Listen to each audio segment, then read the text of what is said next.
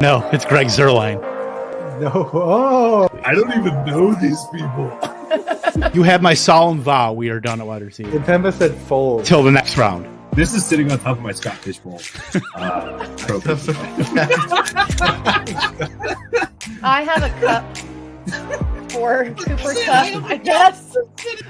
Yeah.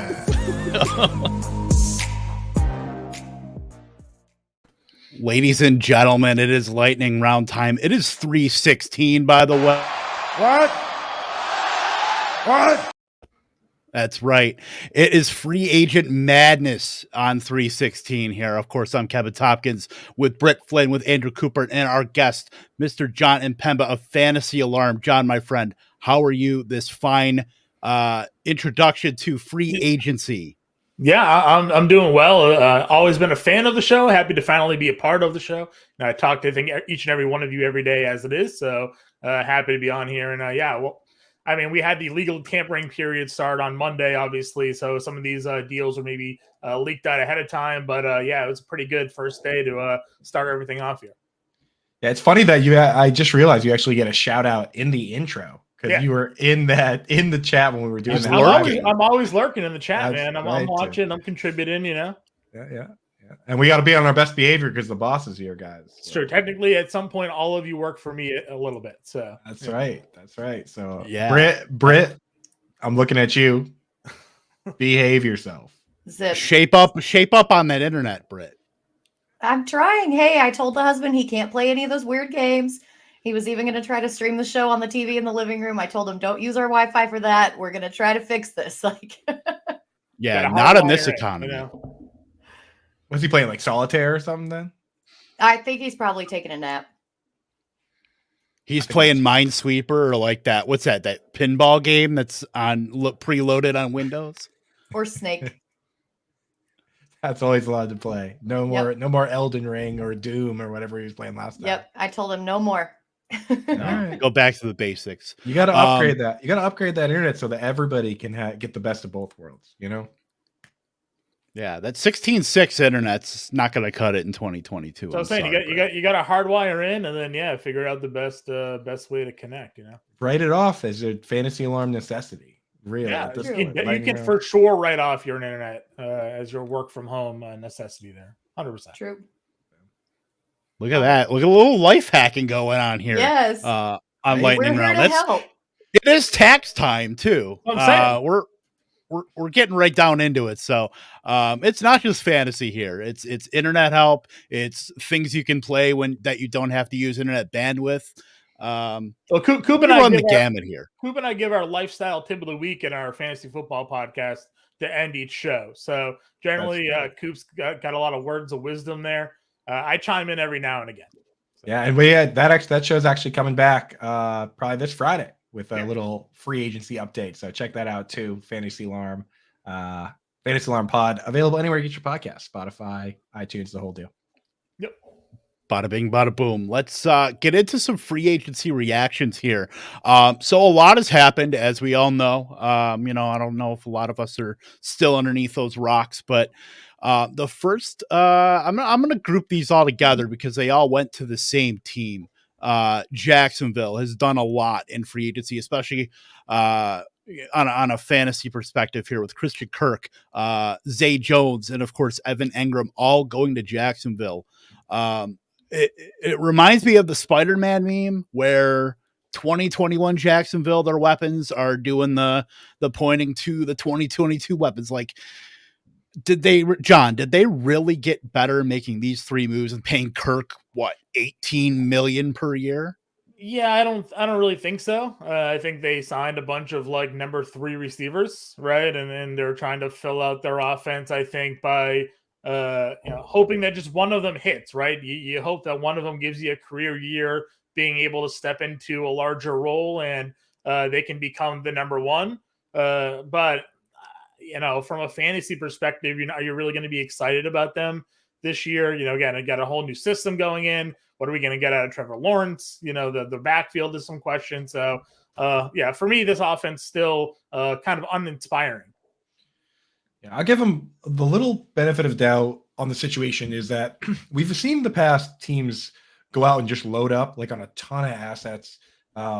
With the Rams, when they did their rebuild 2016, right after that, they went and got Robert Woods as like a very low level signing. Then they brought in Sammy Watkins, brought in Brandon Cooks, brought in Cooper Kupp. And then it turned out, the big signings were Sammy Watkins and Brandon Cooks, but then it turned out to be Cooper Kupp. So sometimes getting all these guys in there early in a quarterback's career, seeing who pans out, like maybe it is Zay Jones, maybe it is Christian Kirk. Like sometimes I do like the whole load up on guys situation. It's just you need outs from those. Like if Christian Kirk doesn't pan out, you don't have no outs, right? So they kind of hamstrung themselves a bit with the guys they went after. Yeah, I felt like they were spending millions of dollars at a Goodwill is the best way that I can put it. John, I'm exactly in agreement with you. It seems like they're a bunch of wide receiver threes or even low end flexes at best. Mm-hmm. And when they're spending this amount of cash, like I just don't know how much it's going to pan out unless they really address their offensive line and kind of try to protect Trevor Lawrence in the draft on top of it, because the weapons themselves aren't going to do it. Yeah, and they brought in Brandon Scherf too. So, I mean, they definitely took a step toward that. I mean, they have the number 1 overall pick too. So, it's very top heavy, as far as offensive line, there's plenty of options there. And they still have Marvin Jones and they still have Laviska Shenault. They've, rumors have been going around about, Laviska Shenault possibly being a trade target. But right now, these 3 moves making, 3 stabs at pass catchers, that's got to be an indictment on Laviska Shenault at this point. I mean, I think it's interesting. Again, you have a new system kind of going in there, and players that weren't necessarily brought on by obviously the current offense, and how they view those players and the schemes that they want to play, and the fact that they did bring in multiple players at that position. Yeah, you're right. It could be just the fact that he is not viewed as a long-term piece in their offense, or used more as like a gadget player. So I'm kind of in a full agreement with you. Yeah, it's kind of sad because like you look at his college tape and he was really fun to watch. You know what I mean? He's the kind of guy and I'm not a big tape guy, you guys know that, but I do like to watch it. It's fun, so it's like I do my research and then I'll watch it and see what the guy looks like. But he kind of reminds me of Deebo Samuel with how physical he is. I think that's a lot of the reason why he got so hurt so many times. But like this guy does not shy away from contact. Like he encourages, he goes after it. So for when guys like that succeed, it is a lot more fun. Like it's a lot more fun to watch Deebo and AJ Brown try and run through and over everybody than watch, Marquise Brown tiptoe out of bounds, and try and sneak around without getting his head taken off, So from a fun standpoint, I would love to see Shenault become that gadget guy that does the crazy stuff. But I mean, like you said, it's definitely an indictment when they bring in an entire new group of pass catchers, including Evan Ingram, who isn't really an inline tight end. He's going to play line up where Shenault should line up. And ATN's going to return, and the idea last year when they drafted ATN, granted Urban Meyer's not there anymore, but ATN was going to almost like fill in that like a Laviska role, kind of play the hybrid slot, scat back type position, assuming ATN comes back and is okay. He kind of has a higher pedigree to fill out that role, and it kind of pushes him a little bit further down the depth chart. And it's really interesting too, because they didn't sign like a bunch of these down the field wideouts. They signed a bunch of people who primarily work out of the slot. And even like you said, Coop, like Evan Ingram. So are they all going to line up in the slot? No, they're not. Like somebody's going to get the axe, somebody's going to get traded or cut, whatever. And I think if they brought, this many people in, that it's probably going to be Shenault. Yeah, I mean, it's funny you say that because Josh Larkey actually pulled up the numbers and posted the other day, and it was all 4 of those guys played more than half their snaps in the slot. So, I mean, I guess technically if you had the quarterback also line up in the slot and had it be one of those 4 guys and had to do like a diagonal snap, you could have all 4 guys play the slot, but I'm not really sure any other way you could have 4 slot guys on one play. And they all succeeded from the slot too. Like we talked a lot about how Laviska Shenault struggled when they kicked him outside. Christian Kirk wasn't a great outside receiver. His value came when he replaced Larry Fitzgerald in the slot. Zay Jones, the same thing. When he was playing more inside, he was more effective. So, if they push him to the outside, it's not even really their strong suit to be productive as it is. Yeah, it was weird with Christian Kirk just his whole time in Arizona, where we saw him at Texas A&M be that slot guy with Mike Evans on the outside, and you know, then in Arizona he was really just a part-time slot guy that didn't really, Coop talked about this video with him and Cliff Kingsbury about what training camp last season about we're going to get you in the slot, we're going to put you in there. Injuries happen, so it's unfortunate, but we'll see what pans out. Something's got to shake out in Jacksonville. And, I think it's pretty good for Trevor Lawrence. I mean, it's certainly better than the weapons that he had last season. So if he finds some weapons, I think he could be a kind of a sleeper, fringy top 12 quarterback, at least. I like that, at least for him and his development in year 2. Let's move over to a couple running backs. One that was recently signed about at least it came out about maybe an hour or 2 hours ago. Chase Edmonds and Raheem Mostert, both in Miami now. Looking at that, I mean, Chase Edmonds had the lead on that backfield for a good, 48 hours with the tampering period. And now Mostert muddles it up. Myles Gaskin is still there. They even signed Salvin Ahmed to another, I believe like $980,000 or something like that. But Miami's backfield is just a wasteland at this point. Edmonds hasn't been able to stay that healthy. We know Mostert's injury history, but Mike McDaniel brought him in. John, what do you make of this Miami backfield right now with just all these? It's almost like a land of misfit toys. Yeah, it's kind of struggle city when you look at the offense that they're coming from. Mike McDaniel is coming from the 49ers, and how frustrating was dealing with that backfield, for the last couple of years. We saw Saleh go to New York and do the same thing, bring in a bunch of backs and rotate them through. And here we are now in Miami. Another 49ers offshoot coach goes over to a new team and brings in, has two running backs, has 2 running backs that are on the roster already. Who knows who's going to take it over? I was excited for Chase Edmonds as well. I was a big fan of his going into this last year. Obviously, Connor had all those touchdowns, but Edmonds was the guy that was getting the majority of the snaps. Great in PPR leagues. He can even run the football pretty well as well there. But yeah, now Mostert's there. We've seen his success. Gaskin, is he going to be able to carry over the same level of involvement? The way that Flores used them, that's to be seen. But then your other point is they also re-signed Ahmed. So it's frustrating having a backfield that has 2 capable running backs. Now you have maybe 3 or 4 that are going to be in the mix. It's just going to lower all of their volume until we get a clearer picture here, probably sometime during training camp, how they're actually going to use it. But history says, a 49ers coordinator now becoming head coach, you'd like to use the committee there. Yeah, I mean, I'll tell you how I'm dealing with it, and that's that I'm drafting Raheem Moster at value in best ball leagues, and then I'm not touching any of them for redraft or anything like that if I can avoid it. In Dynasty, if you could cheaply stack them, then it could be interesting to see if somebody runs away with the job. But I look at Raheem Mostert, and this is a guy that has recorded, 2 of the fastest on-field times over the last couple of years. He's a threat to break away. I mean, just yesterday, I think Trent Williams called him basically our generation's Chris Johnson, CJ2K, which is not crazy. In fact, Chris Johnson was like one of the few guys under 200 pounds that could kind of hang in there at running back. That's the thing with Mostert, is that he's small. If he gets too many touches, he gets hurt. But this guy can score at any moment, which in best ball, that's kind of that's the format where you want that guy. In, redraft, the last thing you want is a guy that either scores a touchdown from, 70-yard touchdown, or he doesn't score at all, and then he gets hurt. Like, that's kind of the worst guy. So in that format, I like him. Otherwise, man, I don't know. Britt, are you going after either of them in redraft or anything? No, I've always been kind of hesitant to deal with any of Miami's running backs, and that didn't really change bringing in Mike McDaniel, because I felt the same way about San Francisco's running backs too. And then bringing in Mostert just kind of piles that on top of it. Best ball is probably the only thing that I'm going to deal with.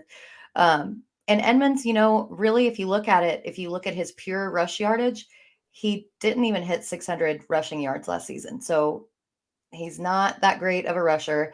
He didn't get the touchdowns in Arizona system. If they're going to split all these carries between God knows who in this backfield, it's too messy for me to pin my hopes and dreams on. Yeah, I mean, I think health hurt him obviously a little bit. He only played the 12 games. He did average 5.1 yards per carry. So I mean, his impact and his threat out of the backfield kind of left defenses soft in the middle. And when they would hand him the ball up, like he was elusive and he was able, to break tackles. And he had a couple of big gains there himself. But I think his overall skill set could still be an asset in PPR leagues. Obviously, I don't believe they would go ahead, sign him, and then not utilize what he's best at doing. And if anything else, he sort of just is a solid backup to what they have in Mostert. I don't really see the appeal with Gaskin. I know that Flores liked him, but to me, they've signed two better backs to be ahead of him on the depth chart. And maybe if Mostert goes down, then Gaskin's the insurance there. But to me, Edmonds should still hold some value there as sort of a change of pace role. It would be odd to me to see him just all of a sudden become a nothing in fantasy. I just want to add one last thing that, I love what the Dolphins are doing with the rebuild. The way they did it, if they had think about if they had hit on Justin Herbert. They tanked, they got the quarterback, they went for interior defense. The next year, they went and got the long-term players. The following year, they go out and get the wide receivers. Will Fuller didn't really pan out, but they got Jalen Waddle. This year, you add the ultimate luxury players, which are the running backs. It's like they laid it all out perfectly in order. And if you just swap in Justin Herbert there, it's almost like it would be perfect. And if maybe Tua is the guy and he's good and it does work out, but they clearly had a plan and they're sticking to it. And I kind of like it. Even as a Pats fan, I'm like, they re-signed Preston Williams though. You're okay with that? I think that somebody needs to clean up at the locker room after a big win, so you gotta no Preston Williams. He's always been a fine extra guy is where I was at with that. So I'm fine with them bringing him back, man. I got no hate towards the guy. I just hate ADPs, So. Yeah. Well, speaking of extra guy, sticking with Miami, Cedric Wilson going over to the Miami Dolphins right now, sitting behind Devonta Parker and Jalen Waddle there as far as pecking order. Preston Williams obviously was signed too. Coop, what do you think? I mean, they needed a right-handed backup quarterback, so that's why they got Cedric Wilson. That's secondary to was being a third wide receiver. But yeah, what do you think about Cedric Wilson?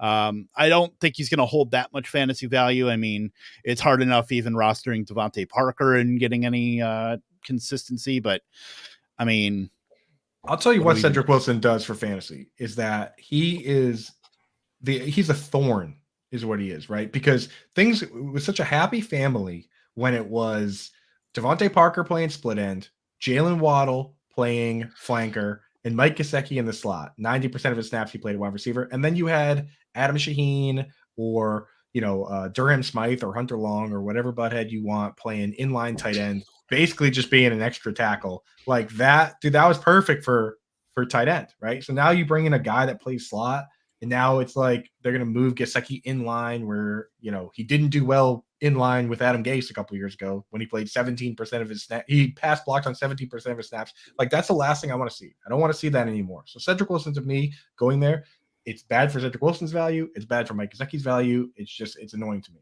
So if you want, I think I made it pretty clear that I don't like that signing. Do you think he really makes a big impact though? I mean, looking at the talent that's behind him and where he was, to me, again, this is just another depth add. I don't see Cedric Wilson coming in and competing for targets or snap share with Jalen Waddle and, Devonta Parker when healthy, and actually it proved last year that he actually had a good connection there with Tua when he was on the field. So I don't really see Wilson coming in and moving that situation around too much for me. I mean, he was fourth on Dallas, right? So, to me, he's just improving the third or fourth option that they had on Miami. He's not really there to compete for targets above Gesicki, above Waddle, above Parker there.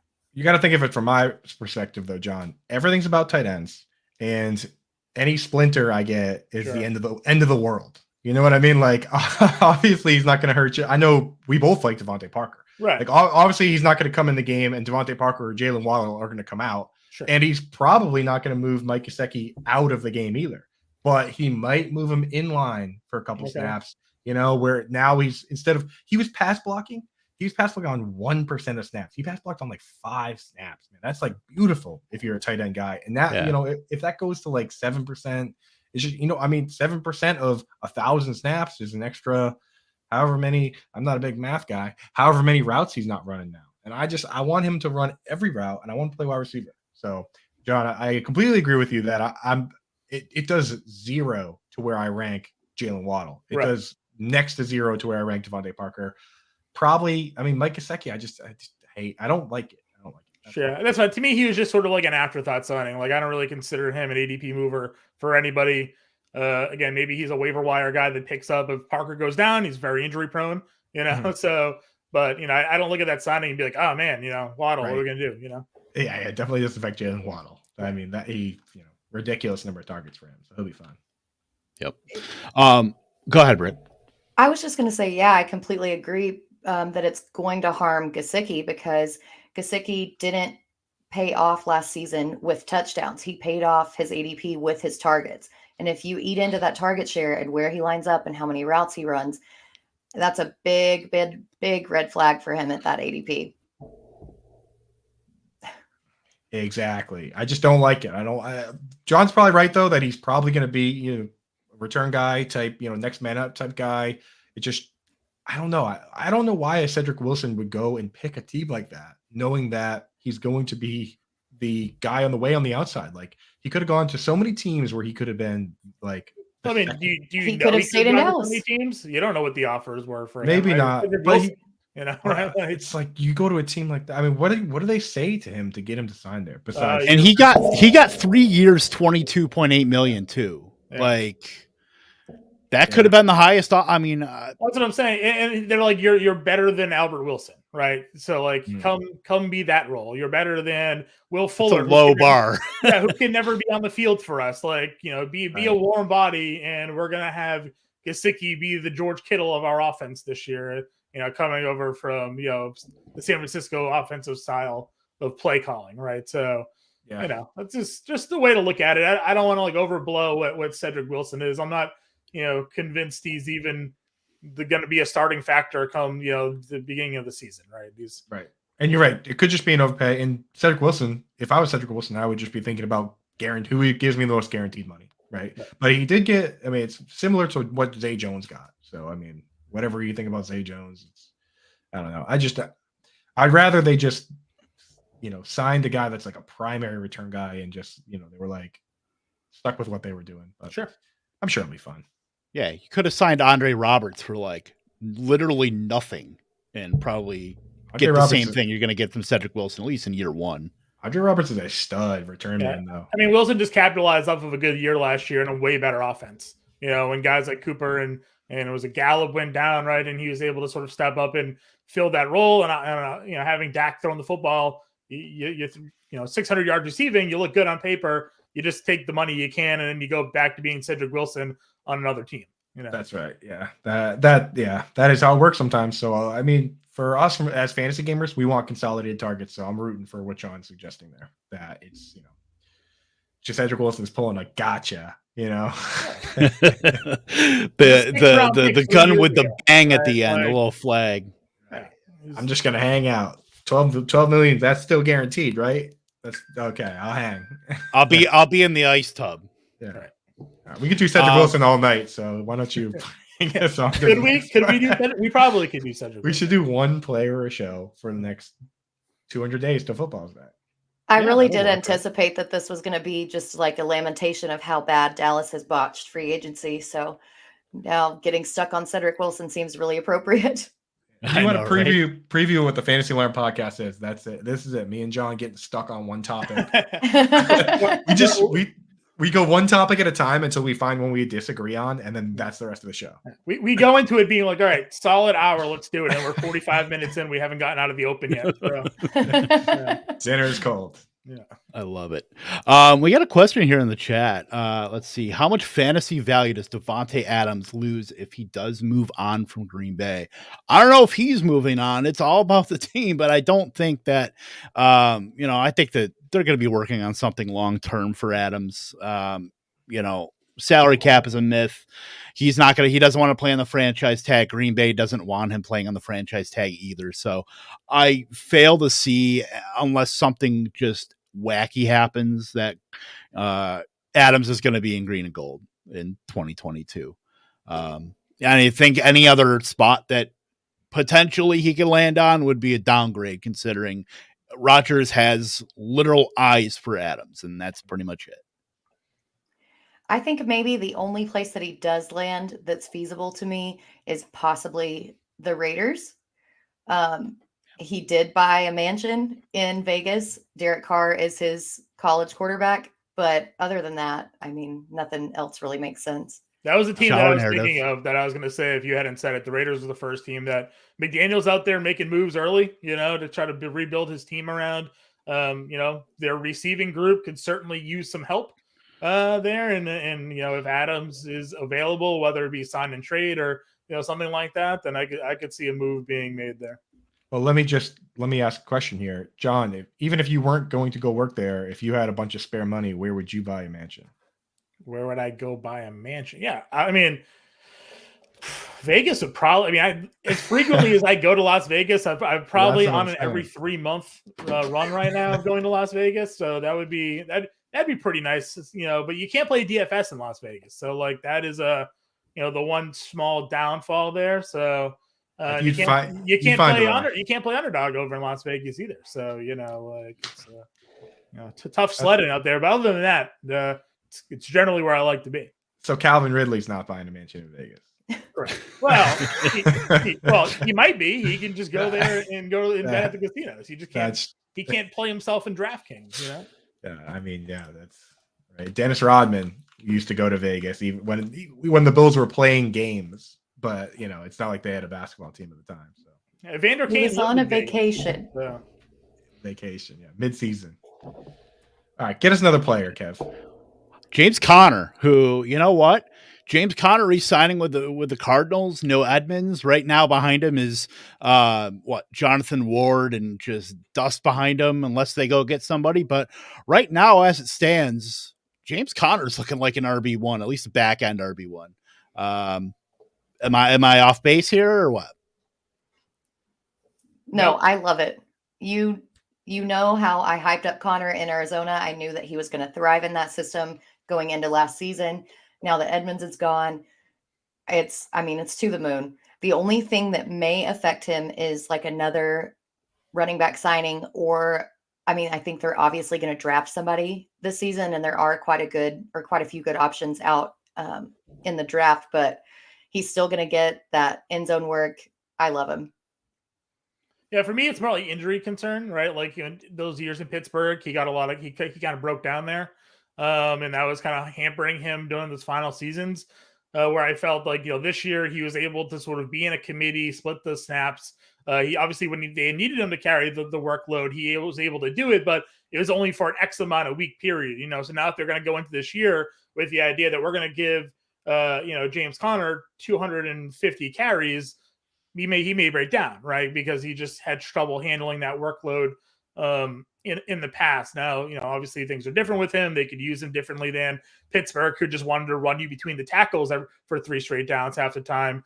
It could save him a little bit more, but he proved last year that he was able to, bounce back from that. The touchdowns were great. That offense should at least still score a lot of points, assuming Kyler Murray is still there. And, his ability to catch the football, adds on to that. But I feel like he's going to be somebody that could be overdrafted this year and then coming back and bite you.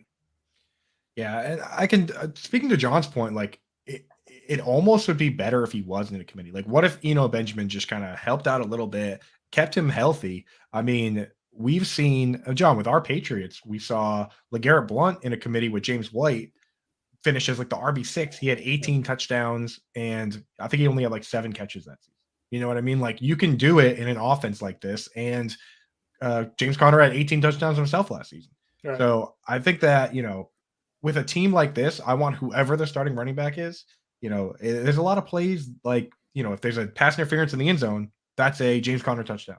If it's if it's at the 5-yard line, and they do like a RPO with Kyler Murray, that could be a walk-in touchdown. Like, you got to factor that in sometimes with these situations. He played 58% of the offensive snaps last year. So like, find a guy that's going to split the workload, and he proved that he could still be an RB1 doing it. So absolutely. Aaron Jones, 30 touchdowns, 30 games with Jamal Williams there, Mm-hmm. So I'm for it. I think that John's right that you almost don't want to see him overextended. I guess that's the world we live in now. Yeah, I mean, he can be, managed to a degree, but as long as the dude's getting high value touches, inside the 5, inside the 10, getting some targets, I don't know if Arizona is going to live in the red zone like they did last season, but the fact that when we saw Connor with Edmonds hurt, I mean, he was an RB1. He was a top half RB1. I don't know if we're going to be getting quite that, but I mean, I think just unless they draft somebody, I think they could go after like a Zamir White, somebody get a more pass catching running back out there with a little bit of power, as maybe Connor can be that kind of bridge to a younger running back. But right now in 2022, it doesn't look like the Cardinals are really going to dip into free agency to get another running back. They still might, but it looks great for him right now. He was just a touchdown machine. That's all. It was his volume and touchdowns. Like if you look at his total yardage and how his yards per carry, like really wasn't anything special. But they were just like you mentioned, they were in the red zone so often, and the fact that DeAndre Hopkins was hurt for a lot of that, they didn't really have a lot of reliable pass catching options. They were either, and even Kyler wasn't nearly as mobile at times this year than we'd seen in the past. He just relied on him, which is what a lot of people were talking about. When they signed him, when they signed James Conner, they said he's going to be our red zone back. He's going to be our goal line back. And finally, a coach told us the truth. Kingsbury was really good at that this year, is telling us exactly what he anticipated his players' roles to be, and he stuck with it. And we were able to sort of draft off of that value, and he paid off big time. But he averaged 3.7 yards per carry. Not great if you're going to give him 200 carries there. He's going to probably struggle there. So, Yeah. I think Cliff Kingsbury should probably stop doing that. Because he came out and said he's going to do that, but he told us what he's going to do with Christian Kirk. I mean, it's great for us in fantasy, but Bill Belichick doesn't do that. He doesn't even tell you what he's doing. He won't even tell you what he did last week sometimes. Right. But I mean, it worked. I mean, for the most part of the season, nobody was able to stop him anyway. So. Right. Yeah, I think it's pretty rosy for James Conner, at least right now. I guess that we had to find a time to get into this, and I know where this conversation is going to lie, is going to go from this. But let's talk about DJ Chark going from Jacksonville to Detroit. Britt's already smiling; she knows where this is going. We're all smiling; we know where this is going. So we might as well let the cat out of the bag because it's going to lead to this. It's America's fastest growing Twitter sensation. There's nothing else to talk about. It's an hour with Amon-Ra St. Brown.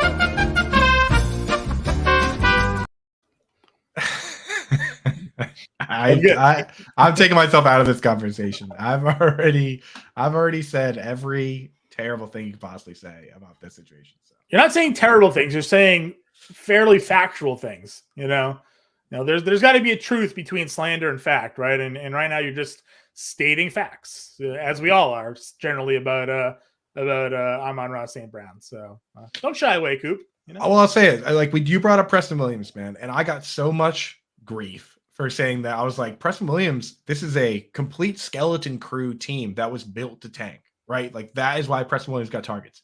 The Lions built that exact team last year, and Amon-Ra didn't even get targets on that team. He needed Hawkinson and Swift to get hurt. He's getting 5 targets per game until those two guys got hurt. And then he started getting a bunch of targets, right? And you go back and watch those clips, which I've done, because these people have me watching film.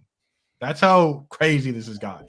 So I go back and watch it, man. I saw him make one catch against the top corner. AJ Terrell in the Falcons game, 8-yard out route. It was in zone. I'm telling you, a reckoning is coming. This team is going to bring in wide receivers. In your redraft leagues, maybe you can get away with one more Amon-Ra St. Brown year if they're, going to do whatever, but they are going to bring in guys. And when that happens, Brad Holmes is the head scout of the Rams when they brought in Sammy Watkins, Robert Woods, Cooper Kupp, Brandon Cooks. Where's Kenny Britt? Kenny Britt had a 1,000-yard season in that tanking year. Where's he? What happened to him? He was just a placeholder, and I'm concerned that Amon-Ra St. Brown is going to be that guy. That's what I've been trying to warn people, that if someone will give you a first-round pick for a guy that was drafted in the 4th round of the NFL draft, you take it. So that's my take on DJ Chark. Great conclusion, Coop. Yeah, it And just, you guys know that I'm so in on the Sun God, and I always have been. And it was great to see him go off and post like all those amazing fantasy numbers last season. But I think that I guess his aura surrounding him is going to inflate his ADP so much that you can't justify taking him. I don't think that it's going to fall where his production's going to be. And it sucks. And I hate it because I love him so much. But yeah, any competition is bad for him. Yeah, And I will say that, like, I don't think Chark is sort of like the end all be all ad, to all of a sudden knock him off. I mean, this is another guy that has had a lot of inconsistency in his NFL career to this point. He's also been injury prone to this point in his career as well. He had that 1 year in 2019 where he had 1,000 yards, but you look also at sort of what that offense looks like in Detroit, and they still have a lot of holes at receiver. So, unless they do go ahead and draft or fill with higher caliber players than Amon-Ra St. Brown, then I still think there's going to be value for him this year. But to Coop's point, like, we're 2 years out probably from like that full rebuild where maybe they bring in a stud receiver that'd be the number one, and then Chark gets bumped down, and then you still have Hawkins in there, and then you're wondering what's going to go on with ASBR. So like that's kind of how I look at it for him. So this year I still think there's going to be value unless they make a bigger move, because I'm not 100% sold on Chark being like a great receiver. But given the situation that they have there, as Coop is saying, he's slowly likely pacing himself down the depth chart than he is up it. Right. We still have a draft to happen. I mean, like, the Dolphins brought in Will Fuller. He caught 4 passes. Where is Preston Williams? You know what I mean? Where's Robert Foster? Where's Keelan Cole? Keelan Cole had a stretch just like Amon-Ra St. Brown the second half of his rookie year. And guess who they brought in? DJ Chark. And where did Keelan Cole go? Chew. I love that. That was great. Can we need to clip that for later. Amon-Ra St. Brown's going to be so good this year, and then everyone's going to be sending me these clips, which I can't wait. I'm ready. Yep. Get them over to him at Coop Fiasco. Make sure you send those over. Yeah. Right. I mean, DJ Chark could, he signed a 1-year deal. Who's to say if DJ Chark doesn't ball out, he could be part of the rebuild. I mean, this is a prove it deal for him. If he proves it, they're not going to stick with Goff. Obviously, they could draft a quarterback this season for all we know if they like somebody enough. Probably next year, but who's to say DJ Chark can't prove it in his 1 year, get extended, be part of that rebuild, and then they still bring in somebody. Did they sign was Perriman and Williams last year 1-year deals too? Terrell Williams and Bertrand Perriman, right? Like, could just be a rehash of that. Yeah, they last year they were they were collecting comp picks, so you had to keep bring guys in that would not mess up that comp pick formula. So that was the whole goal there. This year, I think they're giving Chark a legitimate trial period, and Chark's betting on himself, trying to get some of that Amazon TV money next year. But either way, like, it's only a matter of time. So in Dynasty, I'm cashing out. The thing is, you hit the jackpot drafting a day 3 wide receiver. You've already won. You know what I mean? Like, yeah, you should cash be celebrating in on that, on the hype now. Cash in. You should be amped. Yep. You should be happy to get, you're getting basically a 4 or 5x on your, what you spent. That's pretty much what you're getting with Amon-Ra St. Brown. So yeah, that's DJ Chark. Let's talk about another wide receiver though. Russell Gage going from Atlanta to Tampa Bay. I did tweet out yesterday that Russell Gage was Wish.com Antonio Brown. But it turns out Tom Brady gave him a call and hyped him up and got him excited about the prospects of Gage in Tampa Bay. So we don't know Godwin's timetable as far as whether he'll be ready for the season. More than likely not. Probably out maybe a month and a half, 2 months potentially, but Evans is still there. Gronk might be back. I mean, Russell Gage doesn't seem like that bad of a signing, but I mean, I just don't know if he's going to be anything more than like a high-end bench guy or maybe an occasional flex, at least even with this volume, even on this team. I just don't quite see it, but what do you guys think? I count no receiver out with Tom Brady as their quarterback. So we've seen Kenbrell Tompkins be a wide receiver one. We've seen even worse receivers. Coop can help me out with some names. I'm drawing blanks. Deion Branch was a right. Super Bowl MVP. Super Bowl MVP, Deion Branch. David Gibbons, David Patton, like all the way back in the day, right? Patton, they're just Tracy Caldwell. The bad receivers have been good receivers with New England, but Tom Brady can do the same thing in Tampa Bay. Yeah, and I low-key love this move because I think it's really savage to go to a division rival and leave your former team with Olamide Zaccheaus as the number one wide receiver when you're going to a Super Bowl caliber team. And we've also seen that even the wide receiver threes in Tampa Bay can put up fantasy numbers. I mean, there's such a high volume offense that, like John said, you can't really count anybody out. Right. I will say with Russell Gage that we have seen that he actually, even going back to the year before last when they still had Julio and Calvin Ridley, when someone gets hurt, he would actually go and play flanker and slot. Last year he played flanker and slot. So he's kind of in that, to me, like John said, anybody can do anything, and especially in best ball. But if someone were to get hurt, I think Russell Gage would immediately go to playing a full-time role. So he kind of falls into that like handcuff plus wide receiver territory. They are bringing Perriman back. I don't know if you saw that as well. Perriman's coming back in 1 year, so just adding more bodies to that potential rotation there with Godwin getting missing some time early on. Yeah. And I think there was a leaked barbershop video today of Gronk saying he's coming back as well. So the band's getting back together. Gronk would be in a barbershop. I picture when Gronk goes to the barbershop, he's there for like 3 hours, just like just getting his hair spiked, right? That's all you're rocking. So.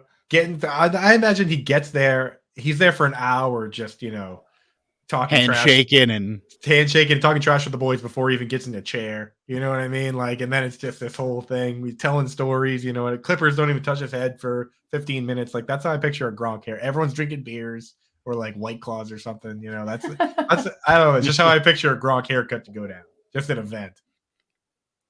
Yeah, literally an event. I mean, I totally see it that way too. Yeah, let's move on. Okay, so we did get one cut today, and it's not really a free agency reaction, but Julio Jones was cut by the Tennessee Titans today. Are we setting him to the glue factory, or has he got one last ride left in him? I want to say that I think that he has one last ride at him. I think that Tennessee's offense isn't necessarily conducive to producing multiple wide receivers who are fantasy relevant.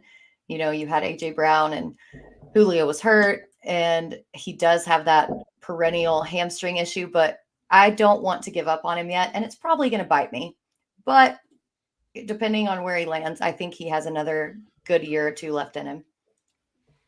Julio Jones to the Pats, John. Who says no? I mean, if he's on a 1 year cheap deal, sure. Like no risk, all reward. Any team should be looking to sign Julio Jones for that, right? Like if it's not going to cost you multi-years at big money, then why not see what you can get out of him? Because he had a game or two this year where he looked okay, but he also wasn't asked to be the number one, and it was a very run-heavy offense. So, sure, maybe, but I mean, that hamstring is going to blow out in warmups, like it does every year, So, he's probably done. He's 33 now, so I mean, only so many snaps left in that body. But for a year, I'd be willing to give him a dart. Yeah, I mean, if he is done, Hall of Famer, yeah, 100%, probably just for that one Super Bowl catch alone. Amazing. Should have won Atlanta the Super Bowl there, if not for just horrible play calling. So I mean, like that catch, not only is that in that spot, like the timing that happened, but like how many other players could even physically make that catch? Like Calvin Johnson, maybe prime AJ Green, like just the size and speed combination in the hands. Like you put Edelman in that situation, he's not even he doesn't even get a finger on that football. No, the cornerback's bigger than he is. He's not right. Exactly. Like he could catch that squirrely one that he caught in that Super Bowl. That's an Edelman catch, right? But like he's not coming near that ball, and very few guys are. So I mean, he's just physical freak. Probably like when you talk about the best wide receiver prospects of all time, it's like Calvin Johnson's in its own tier. Julio and AJ Green. And then for me, I don't even know if anybody else is in the tier those guys are at. The Lions should go sign Julio Jones for a year. Yeah. Atlanta might. Why not? I said that to Sellers too. I was like, they need receivers. Like, put him on a 1-year prove it deal. Bring him back. Like Atlanta Falcons. Like, seriously. Stop it. Get some help. At your wide receiver position and sign Julio Jones. Yeah, I'm for it. The fans would love it. And then he could retire a Falcon. There you go. You can actually play with the team instead of signing a 1-day contract with them. So, yeah, let's talk about. So, we haven't talked really about any of the trades that have gone down the last couple of weeks. So, let's talk about Amari Cooper going from Dallas to Cleveland now. Yeah, sorry, Britt. We had to take the Band-Aid off at some point. It hurts. But so bad.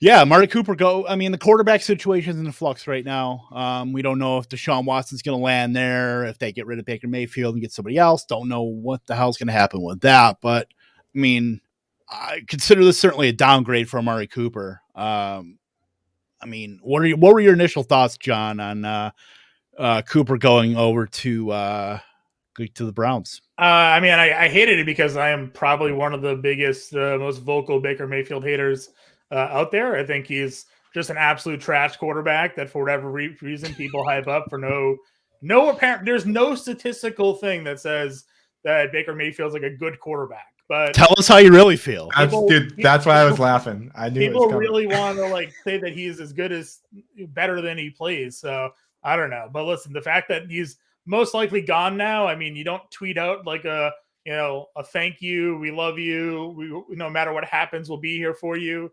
Like, don't break up with me, please letter on Twitter. Like the organization's ready to move on from Baker. Where he goes, I don't know. But it is a question as what then becomes of the quarterback situation in Cleveland. Does Garoppolo then move? Where we've heard a lot of talk about him not staying in San Francisco. Would that be now a landing spot if there's a swap of Baker around somewhere and Jimmy G finds himself in Cleveland? But is even that a good spot for Amari Cooper to have as a quarterback? So I'm still downgrading him because it's a run-heavy offense, and now the quarterback situation is almost even more in flux. So that's kind of where I'm at with it. I was laughing because John's been referring to the Browns' top quarterback for like 2 years now as Case Keenum. It is Case Keenum. He's the best quarterback. Does he assume the progressive ads? Well, that's so I said that today. There was an article that somebody tweeted out that part of the pitch to Deshaun Watson is that the Browns laid out this huge plan to like reshape his image. And I don't really want to get into all of the Watson thing there, but I quote tweeted being like they should give him the progressive ads, to sort of rebuild his whimsical image of getting locked out of the stadium and doing the yard sale, selling all those stupid commercials we have to sit through on game day when I'm trying to watch Red Zone. So yeah, whoever assumes the quarterback position should just, pick right up, just keep the story along too. Like have them moving in, finding things that were left behind, all those things, They should have whoever it is. They should have, the commercial should start with them in the back of the end zone, like just like putting the last bits of dirt on a grave. That and they're just like, I don't know who used to live here before, but I'm the guy that lives here now. My thought for that was he walks into the stadium, he sees a big plaque, and it has all like the Kelly Holcomb, all the names, and he crosses out Mayfield and writes Watson, and then he gets the keys and Tim Couch. Yeah.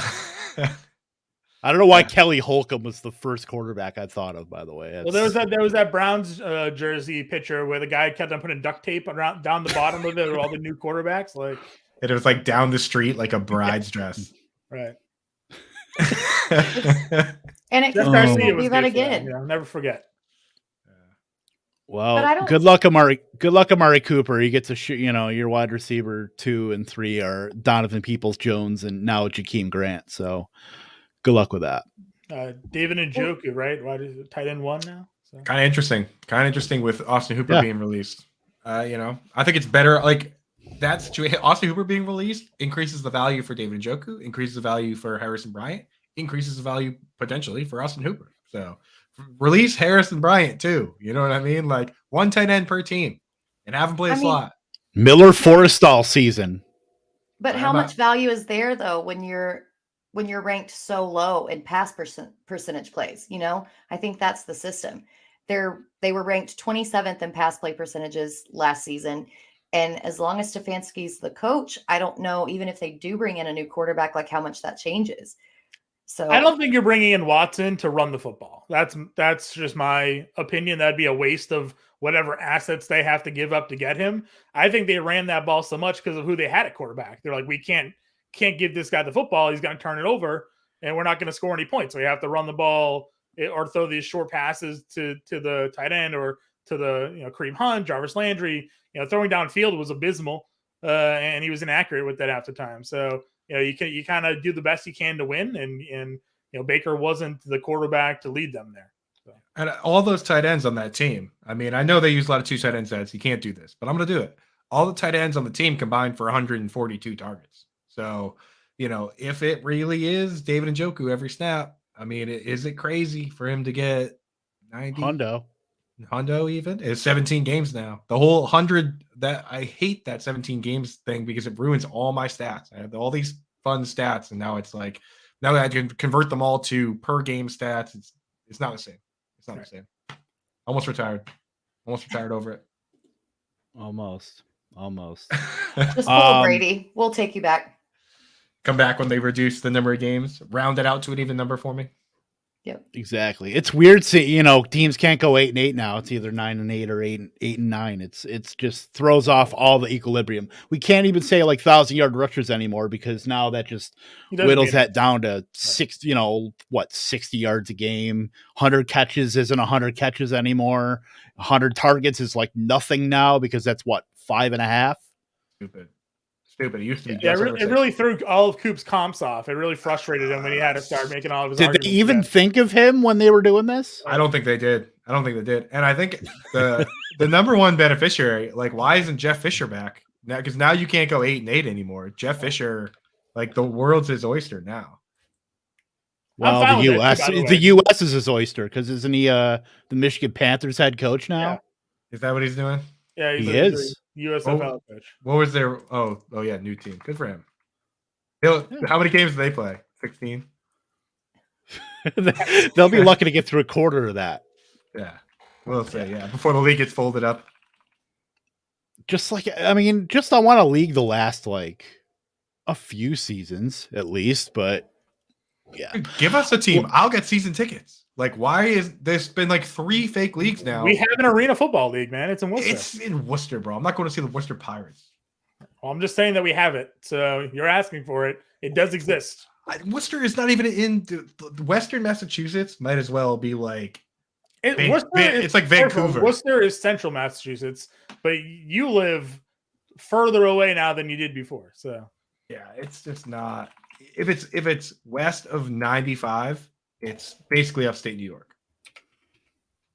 So, guys, I don't know if y'all saw this, but Chris Godwin has reached an agreement on a 3-year, $60 million deal that includes $40 million fully guaranteed. All right. I like that. I saw that, but I'm also seeing something in our chat here as well about him. So, is that real or no? I have not seen anything about that. So okay. Michael Thomas, that seemed quite dubious. I didn't get any alerts. Teron Armstead's a free agent. Yeah, he's a free agent anyway. So, right. But hey, real quick, we'll give this this question. Me and John like the Patriots. Kev, Packer fan, and Cowboys. Unfortunately, there you go. Pikachu Tube. Who's your team, dog? Put it in the chat. Team Blastoise. All right. Anyway, let's talk about. I'm like, what is that? Sorry, I'm a nerd. It's a Pokemon. All right. Pokemon. Let's talk. Yeah. Speaking of quarterbacks, let's talk about Mitch Trubisky. Something I never really thought we'd be talking about, at least at length, but we did talk about Cedric Wilson for almost 20 minutes. So, Mitch Trubisky goes to Pittsburgh now as the presumable starter. We thought he'd get some overtures from Brian Dable and with the Giants and maybe some competition there, but no, he goes to Pittsburgh. So I mean, he can't be any worse than Mason Rudolph, right, John? No, I don't think he'd be any worse than Mason Rudolph. And I actually am kind of okay with this move, too. I mean, listen, I understand that everybody remembers the Mitch Trubisky of the Chicago Bears, but I blame Matt Nagy is an incompetent coach. I think we all agree on that, right? Like he could not call a play, an offense, run a team, and that messes with a player, right? And now you've had Trubisky a year to sit behind, in an organization that knows what they're doing and learn maybe a little bit better, and now moves into another situation where I actually trust the Steelers here to put them in a position to be successful. Their biggest problem is they still have no offensive line. If they don't have an offensive line, Trubisky can't be successful there, but they have a ground game. They have talented receivers around him. If they put him in an environment to be successful with like competent play calling and whatnot, like I actually think that this could be okay. I've seen what Mason Rudolph can do in that offense. I'm okay. Move on. Find the next guy. Trubisky, give him another shot. The arm talent's still there. He was just in such a bad spot that I think it obviously lowered his stock, but teams were willing. This wasn't the only suitor for him. There was a lot of teams rumored to be in on Trubisky this year. I think trying to catch something in a bottle that could still be there, getting him away from another coach. I think I tweeted out that, to me, Nagy was no better than Adam Gase. Gase was just ruining quarterbacks and teams and offenses. And when guys got out of that, they proved that they may have been actually somewhat talented. So, if it doesn't work, it's not going to hurt them, but I'd be okay with at least giving it an opportunity. I know a lot of people were sort of mocking the signing, but I'm actually okay with it. I will say, first off, that John, as far as quarterbacks go, he's one of, honestly, my favorite analysts for quarterbacks. He's always got his finger on the pulse, especially from like a gambling standpoint and from the standpoint of like the overall health of the team. So I always trust John's opinion on that. And I will say this, that I've been popping over to the Fantasy Alarm free agent tracker from time to time. And by time to time, I mean all day for the past 3 days. And the Steelers have quietly added a new guard in James Daniels from Chicago. And they also added a center, Mason Cole, from the Vikings. Two guys that are very likely to start for them. They still need to add a right tackle. They could add everything.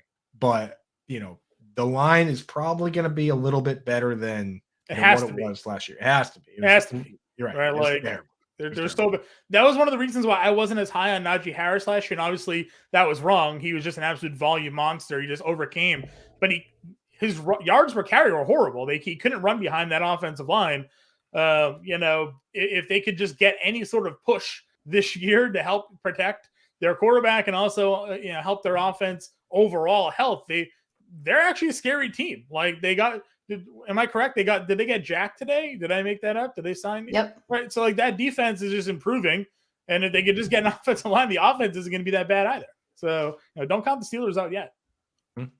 Yeah. And another thing about Trubisky, like I actually wrote everything that you said, John, in my notes. But another thing that people forget is that in college, he only started for one season.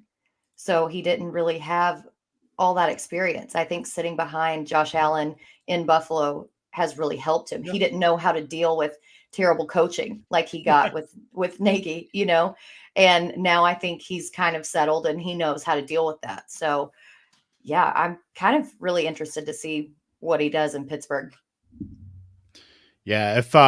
If Bruce Arians is the cute quarterback whisperer, does that make Matt Nagy the quarterback destroyer? Because even last year with Justin Fields, how do you not tailor any part of your game plan to what Justin Fields can do? That was pretty much the nail in the coffin for Matt Nagy, as if, everything else he had done wasn't the nail in the coffin. That was like, all right, then even the most ardent of supporters had to see, okay, this guy is not cut out for overseeing any kind of young quarterback. So, right.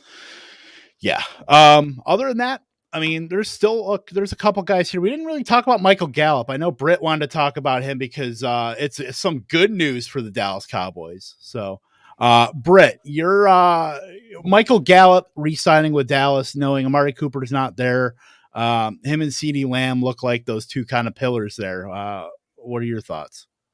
I I like that we have him coming back, but he only got his surgery on his ACL, I think February 20th. So who knows if he's going to be completely healthy when he comes back. He may not be back on the team until early October, late September, something like that. And I think, you paid him nearly as much as you paid Cooper. So I just don't know. I don't hate it, but I don't feel confident about it, if that makes sense.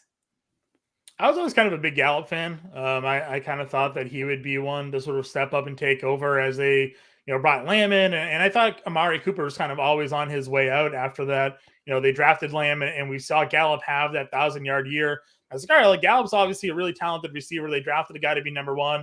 Amari Cooper has, his injury issues. He has his effort issues. And he was very expensive, right? So, a guy that you could see maybe them wanting to kind of move away from. But to your point, right, you got to see Gallup now stay healthy and be productive in that offense. But, whenever he's been given targets and given the opportunity to be a playmaker for them, I felt like he often contributed. So I'm pretty excited to see what can come of that offense overall if everybody can just stay healthy for once. You guys want to hear a little Cowboys deep rumor that I not necessarily made it up, but I'm running with it.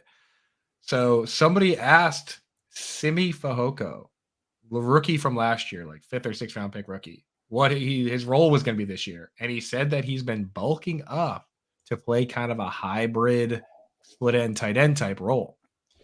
So Simi Fehoko confirmed to be this year's Juwan Johnson.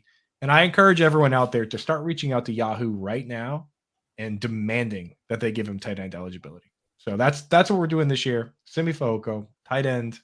He's the guy. He's the dream. I don't know how Our much he can generation's bulk up, Kevin though. Escobar. What'd you say, Brett? I just don't know how much he can bulk up because he's kind of on the, the smaller end anyway to make him a tight end. He's tall. He's tall, but he's very, very small. So he would have to bulk up a lot. Steroids. I don't. They also don't need. Hey, they also don't need. Baseball just got started. Don't bring got- up steroids, okay? We're talking about he's pick 180 or something like that. Like there's got nothing to lose. So True. yeah. I mean, I wouldn't use a roster spot on him unless you got like 30 roster spots maybe in a dynasty league, but otherwise, John. Nobody's rostering this person. Come on, let me have right, this well, one. This is like that tight end that was on the Ravens practice squad that you were telling everybody out. Eli Wolf, baby. Eli Wolf? Eli Wolf. He's on the Colt. He's the Colts practice squad now. Like you want Eli Wolf on your dynasty team? Get him on there. He's good. Not quite what I said. Not quite. We got the tape. So he was the cover of our podcast one day. What are you talking about? John's We pulling need an receipts Eli right Wolf now. highlight reel. He is was, what we everyone's need. he was really high on Eli Wolf last year. He was 50 team 50. If your dynasty league has 50 roster spots per team, you got to have Simi. You got to have Eli Wolf. That's why I don't play dynasty leagues. I don't have the attention span to pay attention to the dudes that Coop talks about half the time. So, all right, don't add those guys. But just know that if they break out and do anything at all, you were involved. All right, keep them in the back of your mind.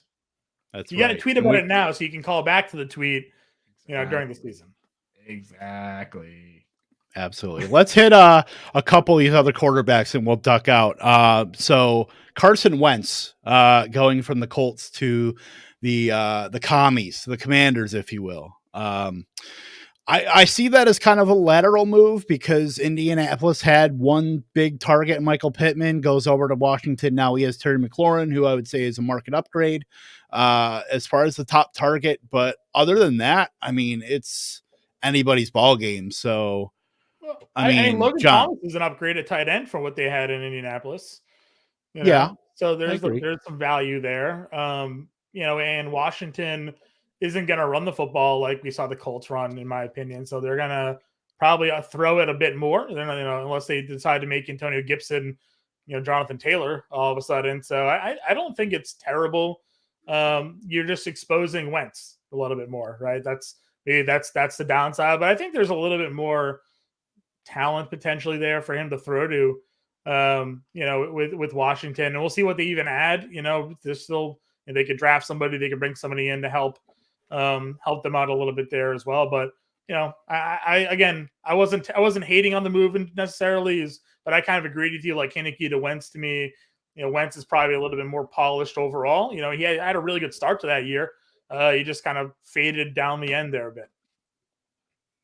I think the big loser in this whole situation is the Colts, giving up a first round pick to Philadelphia and then, giving up what they gave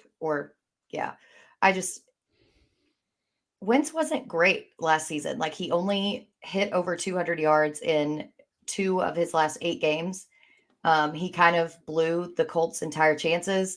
I don't think that, the Commanders' defense is any better than Indianapolis's defense. So he's going to be forced to throw more. And I think that's going to force him to make more mistakes because I think under pressure, he kind of loses himself somewhat, but I don't like it.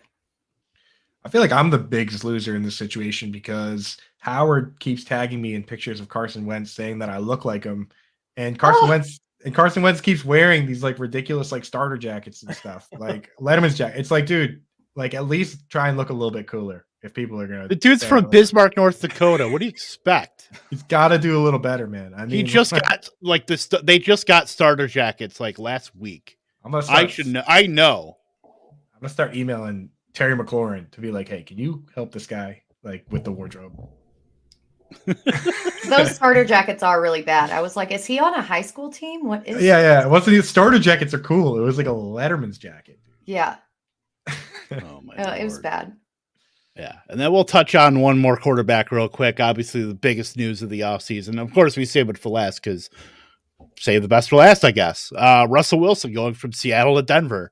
With Justin Outen as offensive coordinator, Nathaniel Hackett now head coach, coming from Green Bay. I mean, we know Russell Wilson's thrived on efficiency in Seattle, and maybe he could do that same kind of thing in Denver. I mean, John, that's with all those weapons there. Russell Wilson now gives that offense a bit more legitimacy. I mean, they can certainly compete in that AFC West. As long as they let him cook, I think we'll be okay. Right. But last year it started off good. And then of course, he got hurt there for a bit, but they didn't use him the way we all wanted them to. That offense was still very run focused in the way they handled things. Even when they had no running backs left to use, they still insisted on running the ball. And then, finally Pete Carroll got his boy there, Rashard Penny, to break out and, win some people some fantasy leagues. But now you're going to Denver. I know that at least that Vic Fangio is not there anymore, so that offense is going to be different.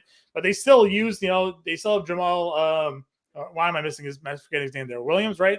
Is that there as their running back? So or not Jamal Williams, Javonte Williams, right? Javonte Williams. Yeah. So like, I still feel like they're going to run the ball a lot. They have Sutton obviously, and they have Judy. But I worry, the style of play that they're going to have. Are they going to really just let Russell Wilson be the quarterback that we all want him for fantasy? Or are they going to play within a system and utilize the guys that they have in that system? And, maybe he's not going to be the full-on MVP that people are hoping for. It's just an upgrade over Drew Lock, right? That's what we're looking for when it comes to Judy and Sutton in that whole grouping. But I don't really know if this is a return of, the top 5 QB for Russell Wilson here. Yeah, I mean, I'm with you, John. And I mean, one thing that gives me hope on that side of things is that he had the no trade clause, right? And there were rumors that the Eagles made a very similar offer and he nixed that.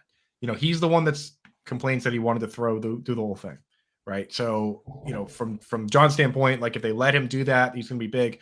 The flip side is that John's right.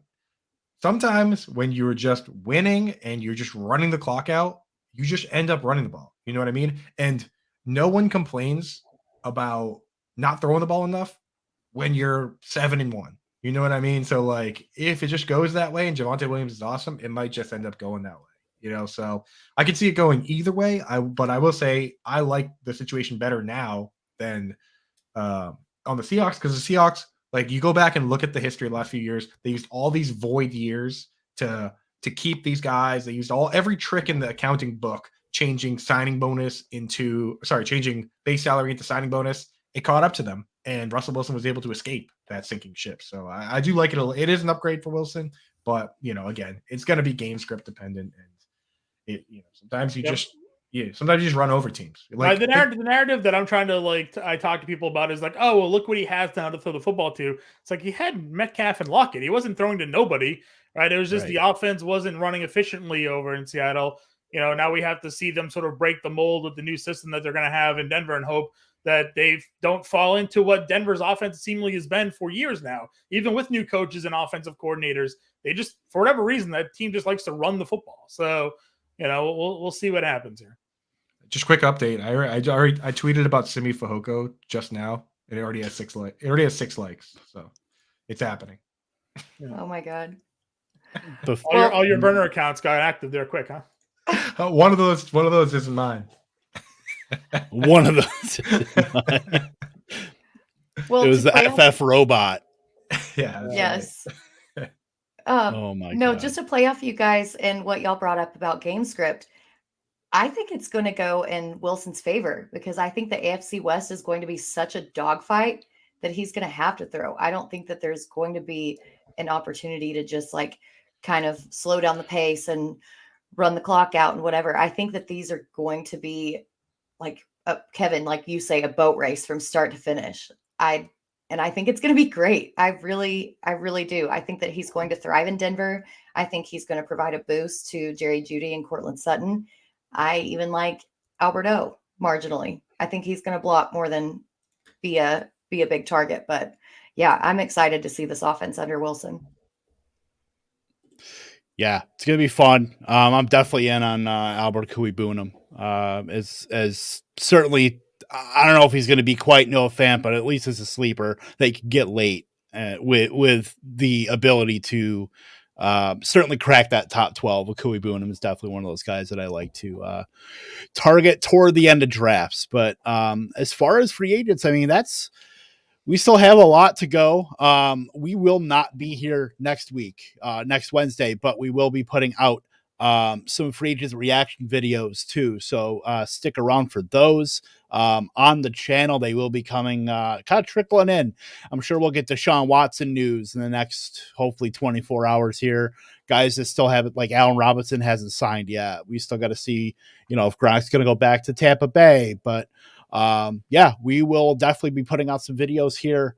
We will be back on March 30th talking about rookies. It's going to be talking about some rookies here. Finally get into the old lab and into the film room and look up some of these rookies like Breece Hall and the million wide receivers that there are. Sky Moore season is about to hit. It's going to hit hard. Film room. Nice. I don't have a film room. Neither do I. No, but I don't know if we do. But John, thank you so much, boss, for hopping on in here and talking some football with us stooges here. Yeah, no, anytime you guys need me on, just let me know. I'm always happy to join. It's a lot of fun chat with you all. I'm clipping that, and we're bringing you on every other week. So he's on retainer. I almost never leave this desk coop. So I know. Always here. So yeah. All right, cool. We'll definitely get you back on, man. Thank you for coming on, dude. I appreciate it, man. You're the man. Absolutely. As the guy who signs my checks, definitely appreciate it. All right. Like I said, we will be back on the 30th of March, but keep it tuned to Lightning Round. We'll be putting out some free agent reaction videos. And then keep on keeping on. We will see you guys in 2 weeks. And Deshaun Watson, the Falcons. I just want to see chaos. Blow it up.